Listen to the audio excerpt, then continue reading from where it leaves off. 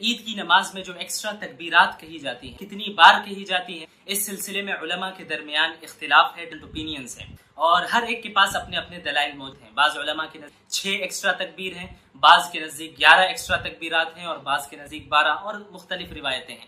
بہرحال تو یہ بتانے کا مقصد یہ ہے کہ ایسے موقع پر عام طور پر ہوتا یہ ہے کہ بعض لوگ اپنی دلیل دکھا کر، ایک آدھ حدیث دکھا کر دوسرے لوگوں کو غلط ثابت کرنا چاہتے ہیں، اور یہ ثابت کرتے ہیں کہ فلاں شخص یا فلاں طبقہ حدیث کے خلاف عمل کر رہا ہے، سنت کے خلاف عمل کر رہا ہے۔ تو یاد رکھیے یہ طریقہ صحیح ہے۔ میں کسی مخصوص طبقے، کسی مخصوص مسلک کو ٹارگٹ نہیں کر رہا، بلکہ عمومی بات کر رہا ہوں۔ یہ ایسا کہنے والا شخص کسی بھی مسلک، کسی بھی اسکول آف تھاٹ سے تعلق رکھتا ہے۔ بہرحال اس بات کو یاد رکھیں کہ ہر ایک اسکول آف تھاٹ کے پاس اپنے دلائل موجود ہیں، اور قرآن و حدیث سے دلائل موجود ہیں، صحابہ کے عمل سے دلائل موجود ہیں، اور اوتھینٹک روایت اور حدیثیں اور دلائل موجود۔ تو اگر آپ ایک طرف دیکھیں تو حضرت ابو ہریرہ رضی اللہ تعالی عنہ، اور حضرت عبداللہ بن عمر رضی اللہ تعالی عنہ، حضرت عائشہ رضی اللہ تعالی عنہ، ان صحابہ سے 12 ایکسٹرا تکبیرات مروی ہیں، روایت کی گئی ہیں، اور بھی روایتیں ہیں۔ اور اگر دوسری طرف آپ دیکھیں تو حضرت عمر بن خطاب رضی اللہ تعالی عنہ، حضرت عبداللہ بن مسعود،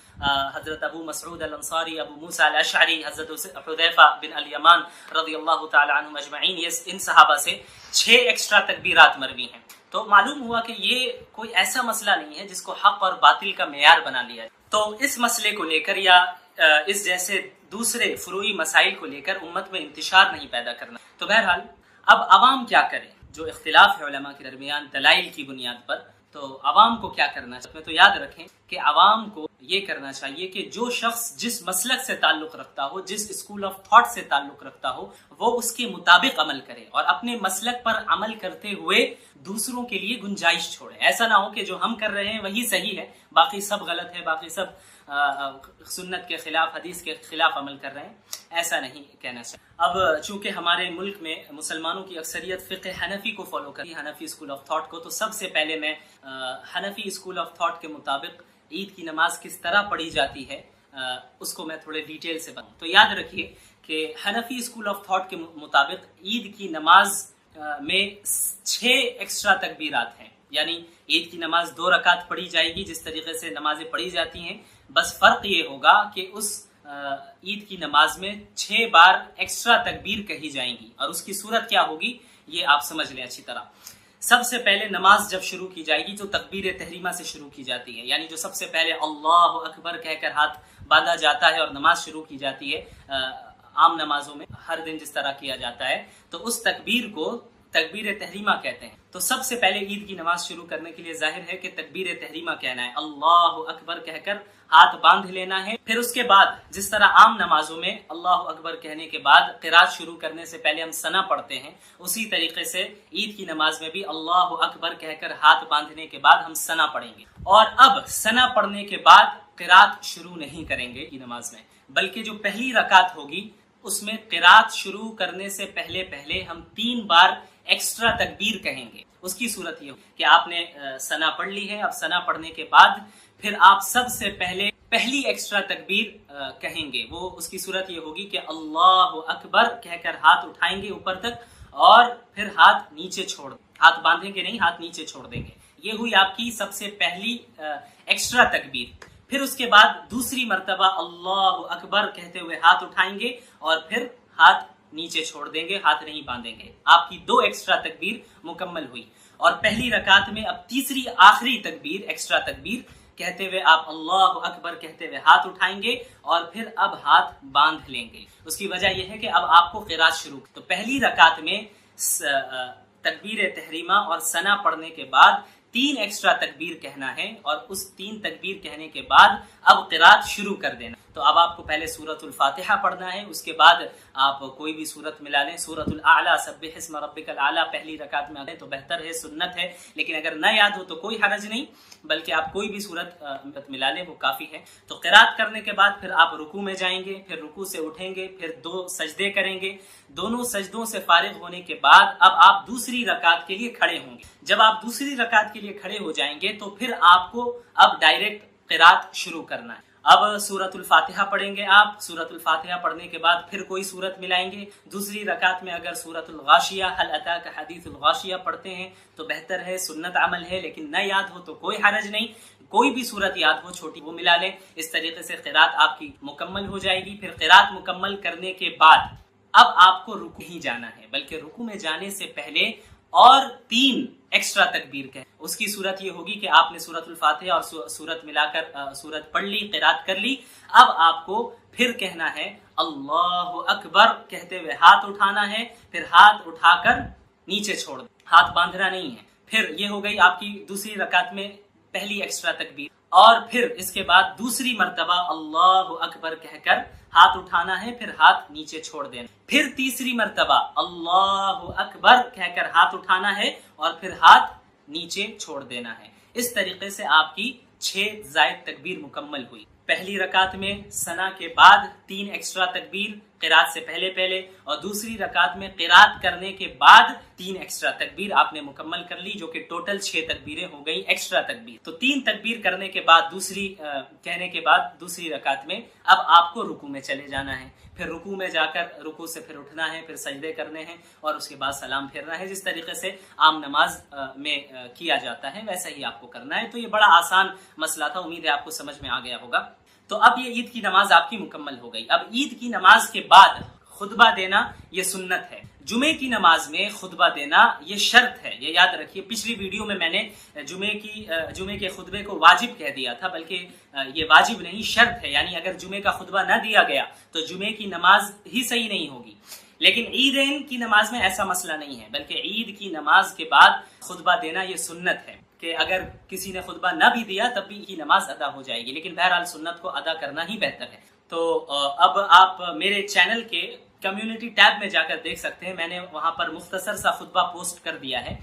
बिल्कुल मुख्तसर है, शॉर्ट्स खुतबा है। उसको अगर आप याद कर लें तो अच्छी बात है, और याद न कर सके तो देख कर पढ़ लें। और अगर देख कर भी नहीं पढ़ सकते, याद भी नहीं कर सकते, तो फिर आपको क्या करना है ये मैंने अपनी पिछली वीडियो में तफसील से डिटेल के साथ बताया था। आप उस वीडियो को देख लें, आई बटन में मैंने उसकी लिंक दे दी है। इस तरीके से ईद की नमाज आपकी अदा हो जाएगी। और ये भी याद रखें कि जो 6 जायद तकबीर कही जा रही हैं, एक्स्ट्रा तकबीर जो कही जा रही हैं, जो पहली रकात में 3 बार क़िरात से पहले और दूसरी रकात में क़िरात के बाद रुकू में जाने से पहले 3 एक्स्ट्रा तकबीर कही जा रही हैं, तो उनके दरमियान कितना गैप हो, कितना वक्फा हो। तो याद रखें कि उनके दरमियान इतना वक्फा हो कि जिसमें हम आसानी से 3 बार सुबहान अल्लाह कह सकें, सुबहान अल्लाह सुबहान अल्लाह सुबहान अल्लाह, यानी 2 से 3 सेकंड का वक्फा हो। इस तरीके से इंशाल्लाह आपको नमाज ईद अदा करनी है कि आपको मसला समझ में आ गया होगा। इसी तरह ये भी समझ लें कि ईद की नमाज का वक्त कब शुरू होता है और कब तक रहता है। तो ईद की नमाज का वक्त इशराक के वक्त से शुरू हो जाता है, यानी सूरज के तुलू होने के बाद 10-15 मिनट तकरीबन जब गुजर जाए तो उसके बाद से इशराक का वक्त शुरू हो जाता है। उसी वक्त से ईद की नमाज का भी वक्त शुरू होता है और जवाल तक रहता है। तो आपको इस टाइमिंग का भी लिहाज रखना है, इसी मुतय्यन टाइम के अंदर आपको ईद की नमाज अदा करनी। अब जहां तक रहा मसला 12 तकबीरात का, कि जिन हजरात के नजदीक 12 तकबीरात मसनून है, जिस तरह शाफई स्कूल ऑफ थॉट में है और हदीस हजरात हैं उनके नजदीक भी 12 तकबीरात हैं। तो बहरहाल इसका भी तरीका बड़ा आसान है, तो उसको भी मैं आपको ब्रीफली बयान कर देता हूँ कि उनके नजदीक पहली रकात में 7 तकबीर कही जाएंगी क़िरात से पहले तकबीर तहरीमा के लिए हाथ उठाना है, हाथ बांध लेना है अल्लाहु अकबर कहकर, फिर तौजीह या सना पढ़ना है। उसके बाद 7 बार एक्स्ट्रा तकबीर कहना है, 7 बार एक्स्ट्रा तकबीर कही जाएंगी। और हर तकबीर के बाद हाथ बांध लेना है, हाथ छोड़ना नहीं है। और हर तकबीर के दरमियान ये मसनून तरीका है उनके नज़दीक कि आप ये दुआ दिल में पढ़ें, सुबहान अल्लाह वल्हम्दुलिल्लाह वला इलाहा इल्लल्लाह वल्लाहु अकबर। उसके बाद क़िरात शुरू करनी है और क़िरात से फारिग होने के बाद रुकू करना है, दोनों सजदे करने हैं। फिर जब दोनों सजदों से फारिग होने के बाद आप दूसरी रकात के लिए खड़े होंगे तो अब क़िरात शुरू करने से पहले ही आपको और मजीद एक्स्ट्रा 5 तकबीर कहनी है, जिस तरीके से पहली रकात में आपने कहा। फिर जब आप 5 तकबीर से फारिग हो जाएंगे तो फिर आप क़िरात करने रुकू सजदे से आम नमाज में किया जाता है, उसी तरीके से करना है। तो टोटल 12 तकबीरें पूरी हुई, पहली रकात में 7 और दूसरी रकात में 5। और अगर आप हनफी स्कूल ऑफ थॉट से ताल्लुक रखें, अक्सरियत मुसलमानों की उसी स्कूल ऑफ थॉट को फॉलो करती है, तो उसके एतबार से जो तरीका मैंने पहले बताया उसको आप फॉलो करें। और मैं बहुत ज़्यादा डिटेल में तफसील में नहीं जाना चाहता, वरना आप खामखा कंफ्यूज हो जाए। ہمیں معلوم ہونا چاہیے کہ اس طرح کی آزمائش جس سے اس وقت موجودہ زمانے میں امت مسلمہ دوچار ہے، ایسا نہیں ہے کہ اس طرح کی آزمائش یہ پہلی مرتبہ امت مسلمہ پر آ رہی ہے، یا یہ کہ اللہ کے ماننے والوں پر پہلی مرتبہ اس طرح کی آزمائش آ رہی ہے، بلکہ آپ اگر قرآن کریم کا مطالعہ کریں گے، اللہ کے نبی محمد الرسول اللہ صلی اللہ علیہ وسلم کی احادیث کا مطالعہ کریں گے تو آپ کو معلوم ہوگا کہ پچھلی قوموں کے اوپر بھی اس طرح کی آزمائشیں آئیں جو اللہ کے ماننے والی قوم تھی، ایسی قوم جو انبیاء کی اطاعت کرنے والی تھی، انہیں بھی مصائب سے، مشکلات سے دوچار کیا گیا، یہاں تک کہ خود انبیاء علیہم السلام مصائب اور مشکلات سے دوچار ہوئے، اور محمد الرسول اللہ صلی اللہ علیہ وسلم جو سید الانبیاء ہیں، افضل الانبیاء ہیں، انہیں سب سے زیادہ اس دنیا میں تکلیف پہنچائی گئی۔ اگر محض ایمان لے آنے کا نتیجہ یہ ہوتا کہ اس دنیا میں بھی مسلمانوں کو کسی طرح کی تکلیف نہ دی جاتی تو اس کے سب سے زیادہ مستحق خود محمد الرسول اللہ صلی اللہ علیہ وعلی آلہ وصحبہ وسلم تھے، لیکن اللہ کے نبی صلی اللہ علیہ وسلم نے کیا فرمایا؟ آپ صلی اللہ علیہ وسلم نے فرمایا اشد الناس بلاء الانبیاء، اس دنیا میں سب سے زیادہ آزمائشیں انبیاء کو آتی ہیں، ثم الامثل فالامثل، پھر دین کے اعتبار سے ان سے قریب تر جو ہوگا اس کے اوپر آزمائشیں آئیں گی۔ تو آزمائشوں کا آنا یہ اس بات کی ہرگز دلیل نہیں ہے کہ ہم حق پر نہیں ہیں، بلکہ آزمائشوں کا آنا ایک اعتبار سے اس بات کی دلیل ہے کہ ہم حق پر ہیں اور ہم اللہ کے نبی صلی اللہ علیہ وسلم کے ماننے والے ہیں اور اللہ کے نبی صلی اللہ علیہ وسلم کے طریقے کے مطابق زندگی گزارنا چاہتے ہیں۔ آپ کو معلوم ہونا چاہیے کہ خود اللہ کے نبی صلی اللہ علیہ وسلم کو اپنی زندگی میں کتنی تکلیفوں کا سامنا کرنا پڑا، کس طریقے سے اللہ کے نبی صلی اللہ علیہ وسلم کو قتل کرنے کے منصوبے بنائے گئے، کس طریقے سے آپ صلی اللہ علیہ وسلم کو کعبے کے سامنے عبادت کرنے سے مشرکین مکہ روکا کرتے تھے۔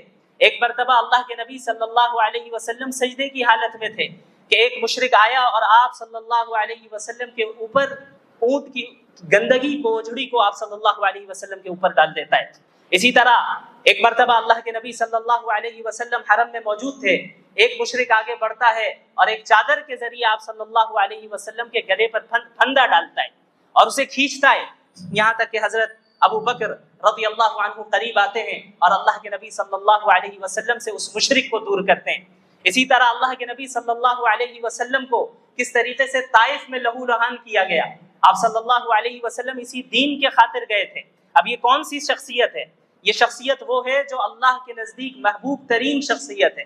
اللہ چاہتے تو انہیں اتنی آزمائشوں سے نہیں گزارتے، اللہ رب العالمین اس بات پر قادر تھے کہ بغیر کسی تکلیف پہنچے اللہ کے نبی صلی اللہ علیہ وسلم پر پورے جزیرۃ العرب کے تمام لوگ ایمان لے آتے، لیکن اللہ کے نبی صلی اللہ علیہ وسلم کو بھی آزمائشوں سے گزارا گیا۔ کیوں؟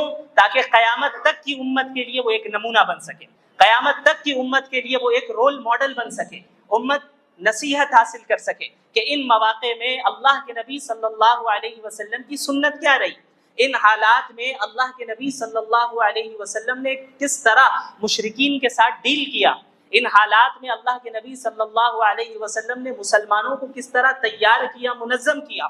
چونکہ آپ صلی اللہ علیہ وسلم کو قیامت تک کے لوگوں کے لیے نمونہ بنانا تھا، اسی لیے اللہ کے نبی صلی اللہ علیہ وسلم کو بھی ان آزمائش سے گزارا گیا، ان آزمائشوں سے گزارا گیا۔ 3 سال تک مشرکین مکہ نے شعب ابی طالب میں اللہ کے نبی صلی اللہ علیہ وسلم، مسلمان اور آپ کے خاندان والوں کا مکمل سوشل بائیکاٹ کیا، مکمل سوشل بائیکاٹ کیا، یہاں تک کہ مسلمانوں کے بچے ایک ایک دانے کے لیے ترس رہے تھے۔ یہ صورتحال گزری رسول اللہ صلی اللہ علیہ وسلم پر، اور آپ صلی اللہ علیہ وسلم کے صحابہ کرام نے بھی اسی طرح کی قربانیاں دی۔ آپ کو معلوم ہے حضرت بلال رضی اللہ عنہ، ان کا نام آپ نے سنا ہے، کس طریقے سے حضرت بلال رضی اللہ عنہ نے اسلام قبول کیا۔ ظاہر ہے اللہ کے نبی صلی اللہ علیہ وسلم کی جس جگہ بعثت ہوئی، جس زمانے میں بعثت ہوئی، یہ ایک ایسا زمانہ تھا جہاں انسانیت اپنی انتہا اور پستی کی انتہا تک پہنچ چکی، جہاں غلاموں کو ان کے حقوق نہیں دیے جاتے تھے، سلیوز کو ان کے فنڈامنٹل ہیومن رائٹ سے بھی محروم رکھا گیا تھا۔ ایسے موقع پہ جب حضرت بلال رضی اللہ عنہ نے اللہ کے نبی صلی اللہ علیہ وسلم کی تعلیمات کو سنا کہ یہ غلام تمہارے بھائی ہیں، انہیں وہی کھلاؤ جو خود کھاتے ہو، انہیں وہی پہناؤ جو خود پہنتے ہو، انہیں اتنا بوجھ نہ دو کہ وہ اسے پورا نہ کر پائے، اور اگر کوئی بھاری کام دینا بھی پڑ جائے تو تم خود ان کا تعاون کرو۔ اللہ کے نبی صلی اللہ علیہ وسلم کی ایسی تعلیمات جن کو سن کر حضرت بلال رضی اللہ عنہ اسلام کی طرف مائل ہوئے اور دل و دماغ میں ایمان راسخ ہو گیا، یہاں تک کہ ان کا جو مالک تھا حضرت بلال رضی اللہ عنہ کو چلچلاتی دھوپ میں تپتی ہوئی ریت کے اوپر رکھتا۔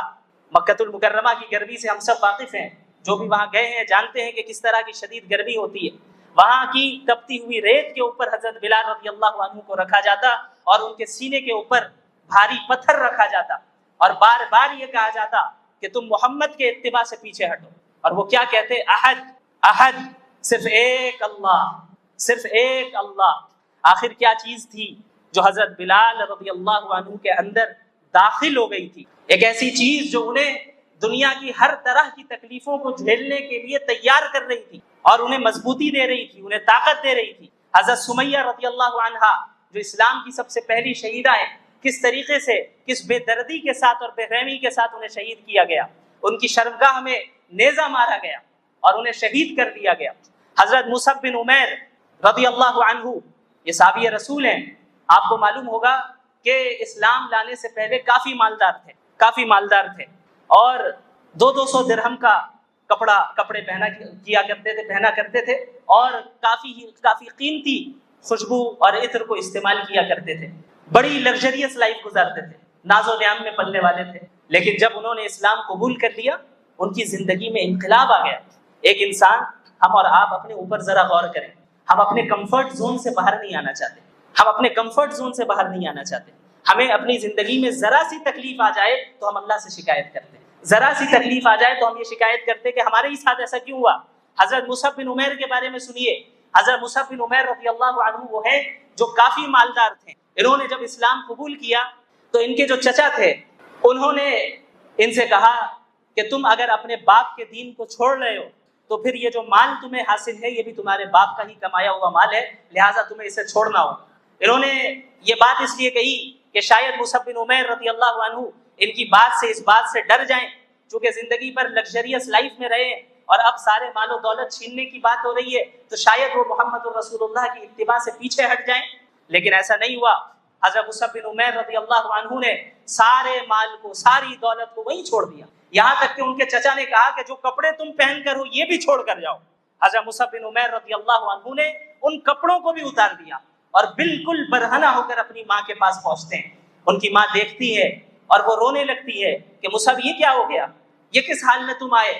وہ کہتے ہیں کہ میری ماں، میں موحد ہو گیا ہوں، میں محمدی ہو گیا ہوں، اب مجھے مال و دولت کی کوئی فکر نہیں، اب مجھے اتباع رسول کی فکر ہے، اب مجھے اس دین کی تبلیغ کی فکر ہے، اب مجھے اس دین کو تمام اقوام عالم تک پہنچانے کی فکر ہے، اب مجھے جنت کی فکر ہے، اب مجھے اس عارضی ٹیمپرری لائف کی فکر نہیں ہے جہاں زندگی چند سالہ زندگی ملتی ہے جس کی بھی کوئی گارنٹی نہیں ہوتی۔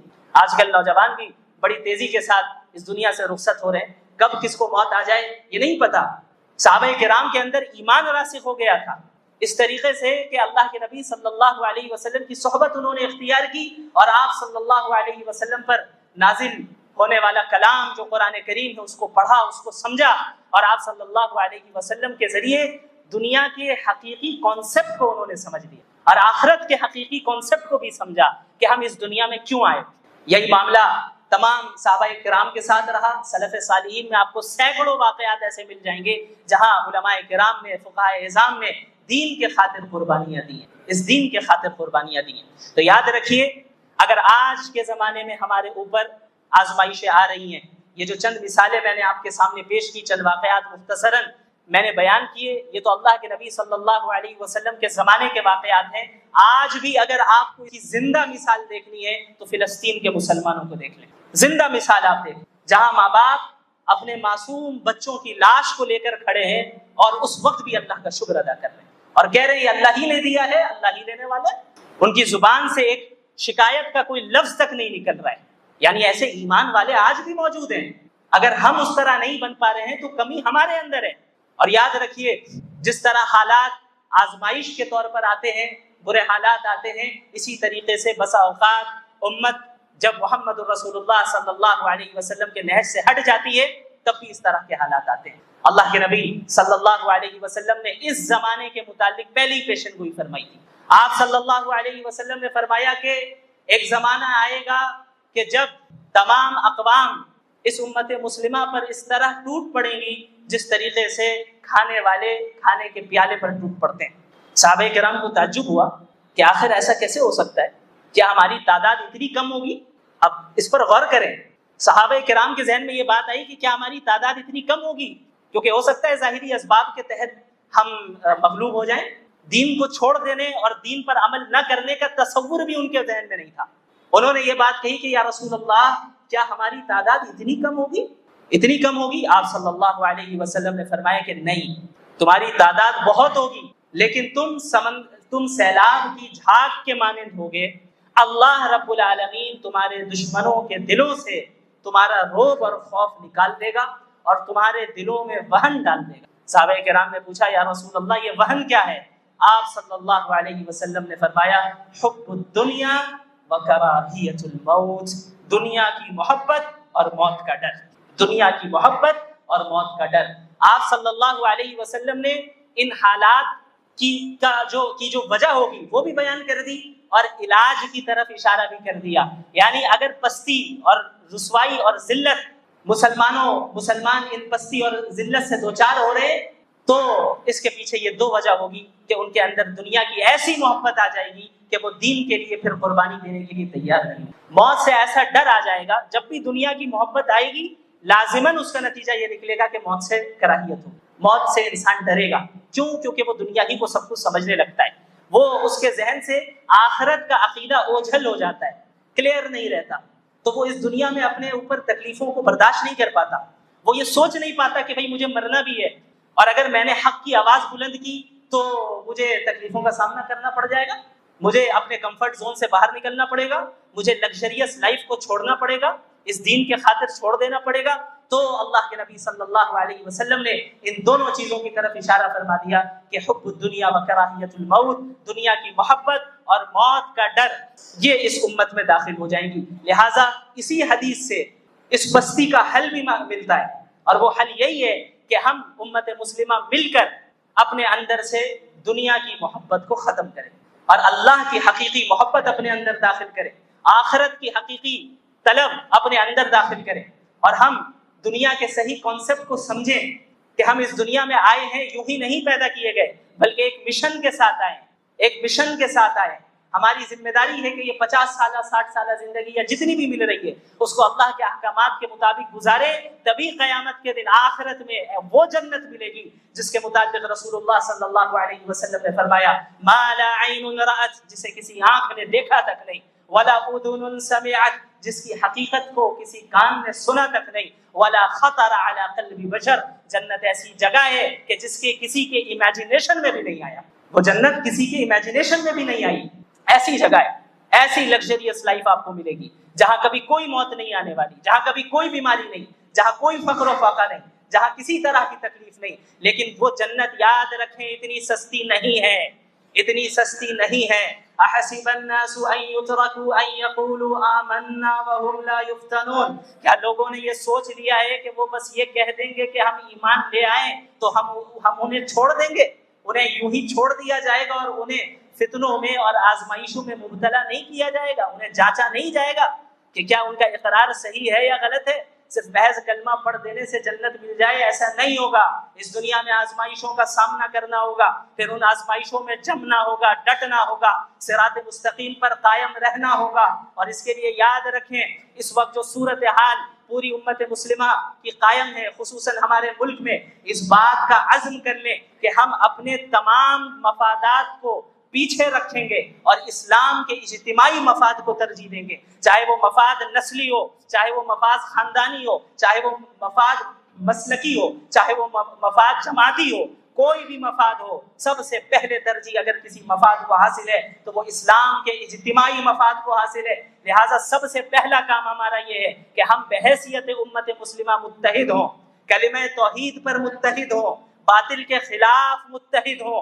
ہم یہ نہیں کہتے کہ سارے مسلمان ایک ہی مسلک اختیار کر لے، سارے مسلمان ایک ہی فرقہ اختیار کر لے، یہ بظاہر عملی طور پہ مشکل ہے، بلکہ بسا اوقات اس کے نتیجے خراب نکل سکتے ہیں۔ میری دعوت یہ ہے کہ ہم کلمہ توحید پر تو متفق ہو جائیں، ہم باطل کے خلاف تو متحد ہو جائیں۔ اگر ہم نے یہ اتحاد کر لیا اور اللہ اور اس کے رسول کی اطاعت کو اور اللہ اور اس کے رسول کی تعلیمات کو اپنی زندگی میں شامل کر لیا، تو یاد رکھیے دنیا کی کوئی طاقت آپ کا کچھ نہیں بگاڑ سکتی۔